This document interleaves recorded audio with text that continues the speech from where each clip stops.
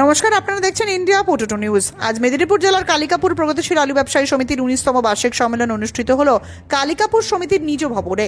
চলুন এখন কালিকাপুর আলু ব্যবসায়ী ও পশ্চিমবঙ্গ প্রগতিশীল আলু ব্যবসায়ী সমিতির রাজ্য নেতৃত্বের সাথে কথা বলে জেনে নিই কালিকাপুরের আজকের নতুন আলুর দাম, আলুর চাষ তথা রাজ্যের আলুর সাম্প্রতিক পরিস্থিতি সম্পর্কে কি বলছেন তারা। আপনার প্রিয় সাংবাদিক রামকমলের পাশাপাশি আমাদের অন্যান্য সাংবাদিকরাও অনবরত রাজ্যের বিভিন্ন প্রান্তের আলুর খবর তুলে ধরছে আপনাদের সামনে। তাই আলু সংক্রান্ত ইন্ডিয়া পোটেটো নিউজের প্রত্যেকটি প্রতিবেদন প্রতিনিয়ত দেখতে চ্যানেলটি সাবস্ক্রাইব করুন ও ফেসবুক পেজটি ফলো করুন। ভিডিওটি শেয়ার করতে ভুলবেন না। নমস্কার। গতকালই আমাদের প্রতিনিধি রামকমল আপনাদের সাক্ষাৎকার নিয়েছিল। তো গতকাল বৃষ্টি হয়েছে, তো এই বৃষ্টিতে আপনাদের কি কোনো ক্ষয়ক্ষতি হয়েছে? কোনো ক্ষয়ক্ষতি কিছু হবে না। তো এই বৃষ্টির জন্য আলুর ফলন কি বাড়বে না কমবে? কিছুটা বাড়বে। এখন পর্যন্ত যা বৃষ্টিটা হয়েছে, সে বৃষ্টিটা যদি আর বৃষ্টি না হয় তাহলে আলুর ফলন বাড়বে। তো এই আলুর ফলন বেড়ে যাওয়ার জন্য মোটামুটি এই বছর কত কোটি আলু লোড হতে পারে? ওই তো আমাদের গেল বছর বোধহয় 13 কোটি লোড হয়েছিল, তাই তো 12 কোটি 90। এবছর আমাদের স্টোর অ্যাসোসিয়েশন একটা ঠিকাটা দিয়ে বার করেছে যে ওইটা মোটামুটি 28 কোটি লোড হবে। 28 কোটি যদি আলু লোড হয়ে থাকে, তাহলে যখন জ্যোতি আলুটা মাঠ থেকে তোলা হবে, চাষির কাছে কত দাম ওটা বিক্রি করতে পারবে? এখন কথা হচ্ছে আমাদের ক্যাপাসিটিটাই অত নাই। আমাদের যা আইডিয়া আছে যে মাঠে কিছু আলু রয়ে যাবে। আলুর দামটা যেটা আমাদের আজকে সম্মেলনের মঞ্চে আমাদের স্বপন বাবু বলছিলেন যে আলুর দামটা খুব একটা কম হবে না, কারণ ও ভিন্ন রাজ্যে যেসব আলুর দাম আছে তার থেকে কিন্তু আমাদের ওয়েস্ট বেঙ্গলে কম দামে লোড হবে, এটা আমার ফাইনাল। কিন্তু আলুটা যদি সবারই তো মানে একটা সমীক্ষা করে বলছে, সমীক্ষা যদি সঠিক হয় তাহলে প্রথমে যারা আলুটা লোড করবে লাস্টের দিকে অনেকটা ফল্ট হয়ে যাবে আলু স্টোরে না ধরলে। সরকার থেকে তো কৃষকদের 30% স্টোরে লোড করার জন্য একটা জায়গা রেখেছে। তো সেই জায়গাতে আপনি কি বলবেন, কৃষকদেরকে কি স্টোরে লোড করার জন্য না মাঠেতে আলুটা বিক্রি করার জন্য? কথা হচ্ছে আলুটা তো সব কৃষকদের কাছ থেকে হবে, আলুটা সবটাই করছে কৃষকদের কাছে ফলন হবে। কৃষক দিকে বলছে যে তারা 30% আলু একটা সময়সীমা বেঁধে দিয়েছে, সেই সময়সীমার মধ্যে তাদেরকে আলুটা রাখতে বলছে। বাকি যে 70% আলু হচ্ছে সেটাও তো কৃষকদেরই আলু, সেটা ব্যাপারী ব্যবসাদার তোরমালি অ্যাসোসিয়েশন কিনে লোড করবে, এটা বলছে। এটা সরকার বাহাদুর বলছে যেমন কৃষকরা না আলুটা রাখতে পারে এমনটা না হয়, কিন্তু পুরো আলুটা কৃষকদেরই আলু লোড হবে, তারাই তো লোড করবে। 2024 সালে আমি দেখেছি বারংবার বর্ডার বন্ধ হয়ে গেছে। সেই পরিস্থিতিতে আপনারা অনেক রকম পদক্ষেপ নিয়েছেন, কিন্তু কোন রকম আপনাদের সুরাহা মেলেনি সরকার পক্ষ থেকে। তো 2025 সালে দাঁড়িয়ে কি পদক্ষেপ নিতে চলেছেন আপনারা, বা আমাদের এই যে বাংলার কৃষকরা আছে তাদের উদ্দেশ্যে কি বলবেন আপনি? এখন কথা হচ্ছে আমরা 24 সালে সরকার বাহাদুরকে বারংবার বুঝিয়েছি এবং বিভাগীয় মন্ত্রীকে বুঝিয়েছি, তাতে করে আমাদের কোনো কাজ হয়নি। আজকের এই মানে আমি আপনাদের চ্যানেল মারফত বলতে চাই যে আলু সঠিক হিসাব দিতে হবে স্টোর অ্যাসোসিয়েশনকে। প্যাকেট আলু স্টোরের ভিতরে লোড হবে, প্রত্যেকটি প্যাকেটের ইন্স্যুরেন্সের টাকা জমা দিতে হবে সরকারকে, মানে সরকারকে সঠিক হিসাব দিতে হবে। 24 সালে সঠিক হিসাব না দেওয়ার জন্য আমাদের মাননীয় মুখ্যমন্ত্রী বারবার আমাদেরকে বলেছে আলু কম আছে, হিসাবটা ঠিক নাই। এবং এও বলি এই দপ্তরটা দেখার দায়িত্বটা কিন্তু মার্কেটিং অফিসারের। যে এরিয়ায় আলু লোড হবে অথচ মানে সরকারকে কম দেখানো হবে, সেই সব দপ্তরে আমরা আমাদের সমিতিগত ভাবে আমরা মার্কেটিং অফিসারকে ঘেরাও করব যদি কম থাকে, কারণ মার্কেটিং অফিসারকে তথ্যটা সঠিক সরকারকে দিতে হবে। ওনার ভুলের জন্য অসংখ্য কৃষক এবং বেকার ছেলেরা মরে যাবে, এটা কোনো মতে বরদাস্ত করা যাবে না। তো আপনাদের মেদিনীপুরেতে কবে থেকে স্টোর খুলছে? 1 তারিখ থেকে। আমাদের পুরো মেদিনীপুর ডিস্ট্রিক্টের সমস্ত ইউনিটে কি স্টোর খুলে যাবে 1 তারিখে? এখন কথা হচ্ছে 1 তারিখ থেকে স্টোর খোলার কথা আছে, আলু যদিও এখনো সময় আছে, কিন্তু অনেকে হয়তো 26 তারিখ 27 তারিখ থেকে স্টোরে যে আমাদের একটা পুজো দেওয়া হয় সেটা দেওয়া হবে, কিন্তু আমাদের 5-7 তারিখ থেকে আলুটা নেবে, কিন্তু 1 তারিখ থেকে স্টোরটা খুলবে।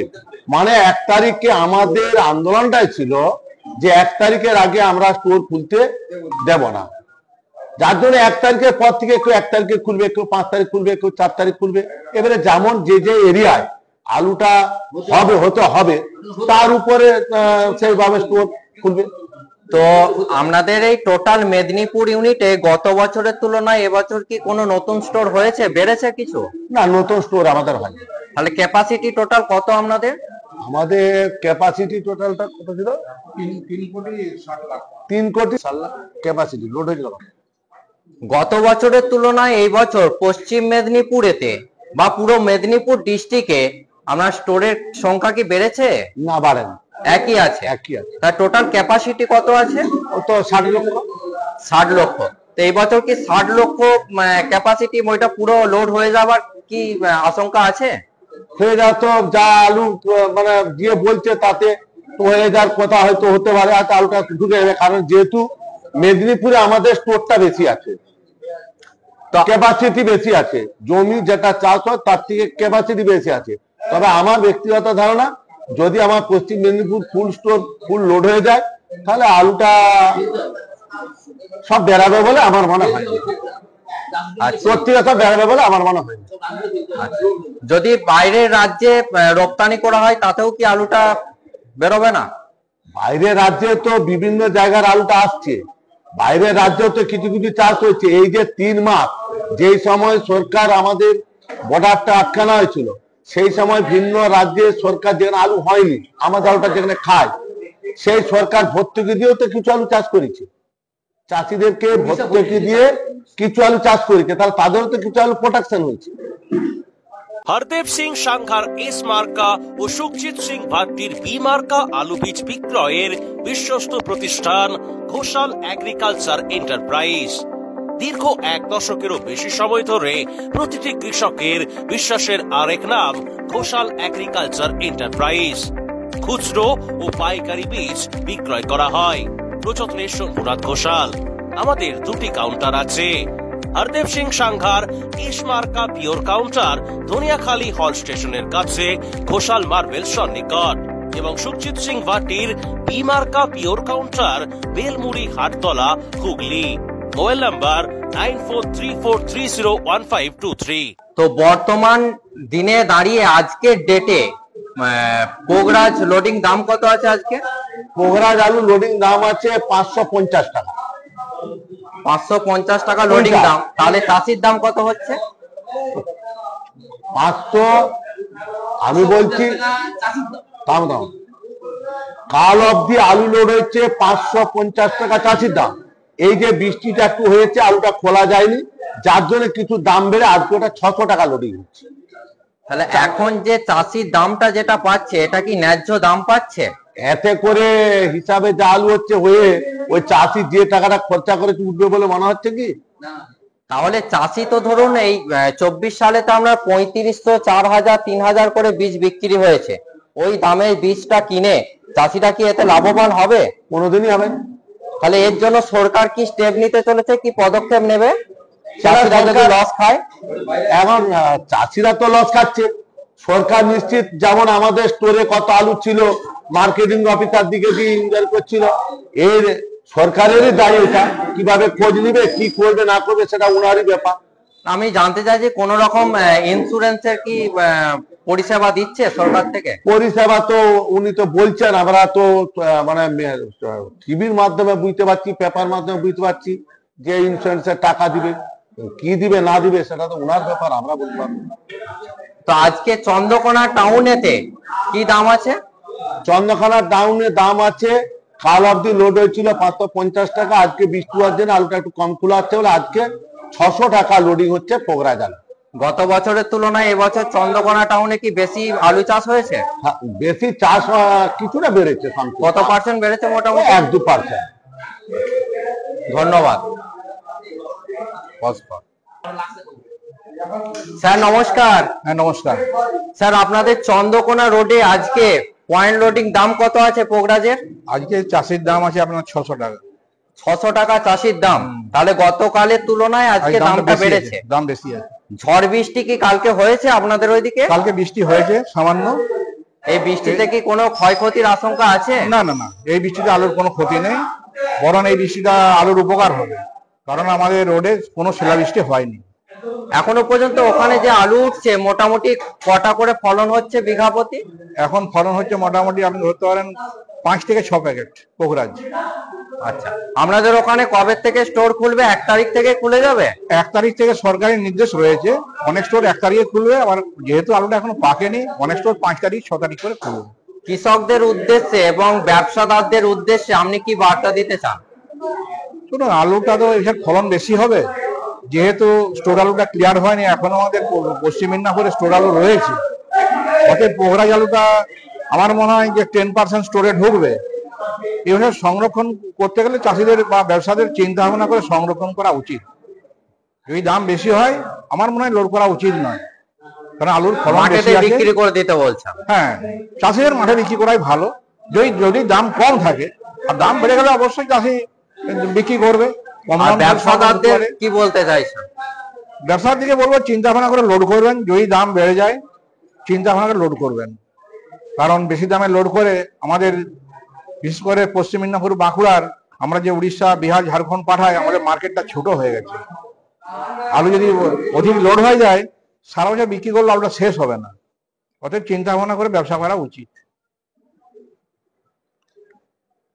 স্যার নমস্কার। নমস্কার স্যার ভালো আছেন? মোটামুটি ভালো আছি, আপনারাও ভালো আছেন? হ্যাঁ ভালো আছে। স্যার আমি শুনতে পাচ্ছি যে পশ্চিমবঙ্গ সরকার থেকে নাকি নতুন একটা আলু ব্যবসায়ী সমিতি একটা নাকি কি সংগঠন একটা খুলতে চলেছে, তো সেটার বিস্তারিত খবর কি আপনার কাছে আছে? যদি একটু জানাতেন। এখন গত 4 ফেব্রুয়ারি সরকার আলু ব্যবসায়ী সংগঠন এবং হিমঘর সংগঠনকে নবান্নে ডেকেছিলেন। আমাদের সংগঠন এবং হিমঘর সংগঠন সেই সভাতে অনুপস্থিত ছিলেন। সেই পরিপ্রেক্ষিতে না যাওয়ার জন্য সরকার পক্ষ একটা নতুন সংগঠন তৈরি করেছেন। সেই সংগঠনের নাম দিয়েছেন progressive potato growers and society association. ওই সংগঠনের মধ্যে যুক্ত আছেন, যেটা আমরা খবরের কাগজের মাধ্যমে দেখেছি, বর্তমানে পেপারে ছাপা হয়েছিল। তো সেই পেপারে দেখেছি আমাদের মেদিনীপুর জেলার বিধায়ক আছেন শিউলি সাহা, শ্রীকান্ত মাহাতো, মানস ভূঁইয়া, প্রদীপ মজুমদার, বেচারাম মান্না এবং শোভনদেব চট্টোপাধ্যায়, এনারা দায়িত্বে আছেন। আমরা খবরের কাগজের মাধ্যমে দেখেছি প্যারালাল সংগঠন সরকার তৈরি করতে চলেছেন।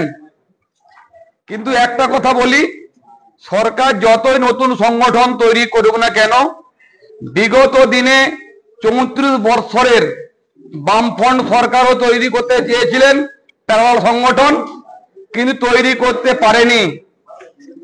যেমন সেই রকম ভাবেই বর্তমান আমাদের সরকার আমাদের এই প্রগতিশীল আলু ব্যবসায়ী সংগঠনকে প্রাধান্য না দিয়ে একটা নতুন সংগঠন তৈরি করতে চলেছেন। আমরা আশাবাদী আমাদের প্রগতিশীল সংগঠনকে সরকার কোনোভাবে ভাঙার চেষ্টা করলেও আমাদের সংগঠন এতটাই মজবুত, আমাদের এতটাই শক্তিশালী, আমরা কেউ পিছু হাঁটবো না। আমার মনে হয় আরো সংগঠন আরো জোরদার এবং শক্তিশালী হবে, এইটা আমরা আশাবাদী। তো আপনি পশ্চিমবঙ্গের সমস্ত কৃষক এবং ব্যবসাদারদের উদ্দেশ্যে এই সংগঠন যাতে না গঠন হয়, আপনাদের যাতে পশ্চিমবঙ্গ প্রগতিশীল যে সংগঠনটি আছে এটি যাতে সঠিক থাকে, তার জন্য কি বার্তা দিতে চান?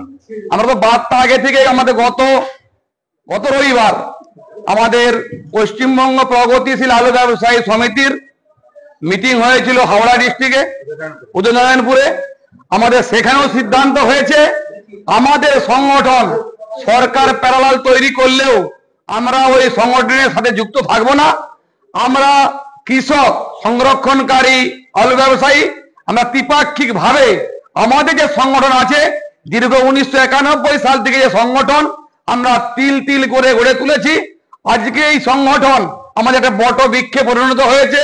আমরা সংরক্ষণকারীর স্বার্থে আছি, কৃষকের স্বার্থে আছি, শ্রমিকের স্বার্থে আছি, আমরা সকলের স্বার্থে আমরা আছি। আমাদের এই প্রগতিশীল সকলের স্বার্থে আছি এবং বিগত দিনেও আমাদের এই সংগঠন, আমাদের সরকার বারবারে কালোবাজারি, ফাটকাবাজ, মুনাফাবাজ বলে, আমাদের কোনো দ্বিধা নেই।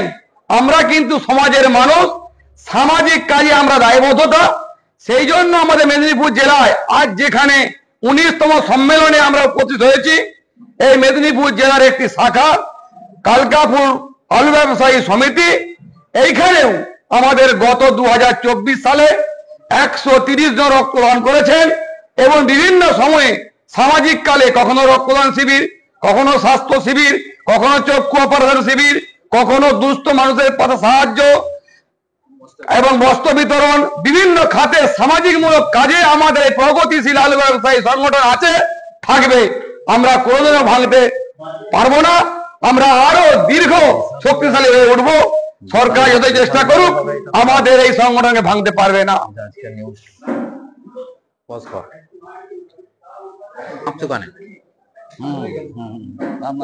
স্যার নমস্কার।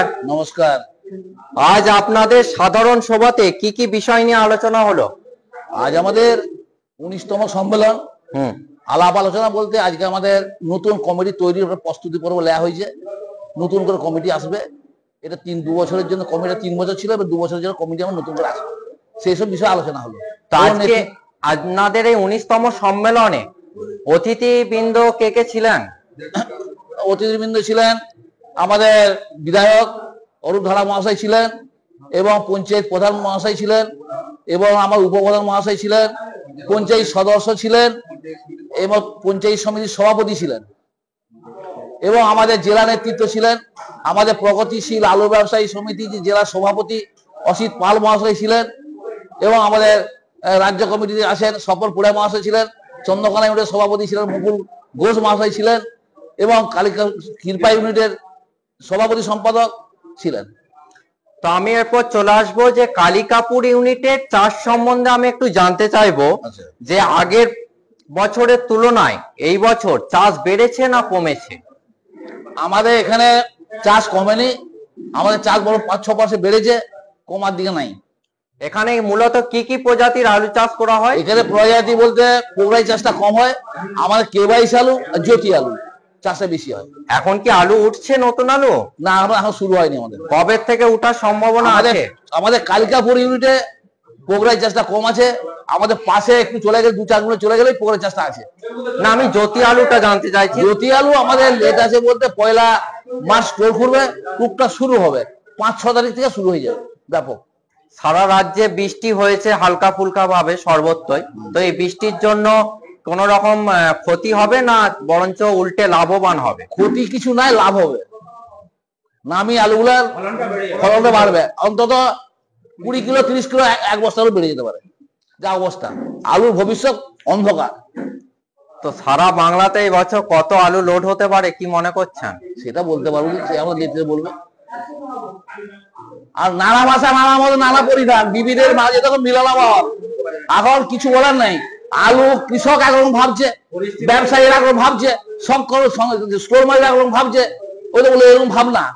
মাটির নিচে জিনিস। হ্যাঁ, আলু হয় শীতকালে শীতের ফসল, আলু হয় ঠান্ডা দিনে, আলু থাকে ঠান্ডা ঘরে। অতএব ঠান্ডা মাথায় আমাদের ব্যবসায়ীদেরকে চিন্তা ভাবনা করার জন্য যা পরিস্থিতি এখন পর্যন্ত দাঁড়িয়েছে, 24 সালে কিছু মানুষ পয়সা রোজগার করেছে, কিছু মানুষ শেষ হয়ে গেছে চাষি ব্যবসায়ীরা। 25 সালটা যা পরিস্থিতি এসেছে, এক চাষি মরবে, ব্যবসাদার মরবে, লাস্টে স্টোর কর্তৃপক্ষ মরবে। মরার জন্য এসেছে, কেউ মরবেন, সব মরবে। পরিষ্কার কথা। ইন্ডিয়া পটেটো নিউজের তরফ থেকে অসংখ্য ধন্যবাদ। এই অনুষ্ঠানে সম্প্রচারিত সমস্ত বক্তব্য বক্তাদের নিজস্ব ব্যক্তিগত মতামত। এই অনুষ্ঠান বাজারের নির্ধারক নয়। অনুগ্রহ করে ব্যবসায়িক পদক্ষেপের পূর্বে নিজের বিচার বুদ্ধি কাজে লাগিয়ে সিদ্ধান্ত নিন। আলু রাখা বাজারগত ঝুঁকি সাপেক্ষ। আলু রাখার পূর্বে ইন্ডিয়া পটেটো অ্যাপ থেকে বিগত বছরের লোডিং আনলোডিং রিপোর্ট ও তার পরিপ্রেক্ষিতে আলুর দামের ওঠানামা দেখে নিন। আলুর সব খবর এখন একটা অ্যাপেই। আলুর প্রাত্যহিক বাজার দর, আলুর সর্বভারতীয় বাজার দর, আলুর সকালের বাজার দর, লোডিং আনলোডিং রিপোর্ট, বিগত 10 বছরের আলুর তথ্য, সারা ভারতবর্ষের 20,000 আলু চাষী ও ব্যবসায়ীদের তথ্য এখন আপনার হাতের মুঠোয়। প্লে স্টোর থেকে আজই ডাউনলোড করুন India potato market rate app. 2012 সাল থেকে প্রতি মুহূর্তে আপনার সঙ্গে।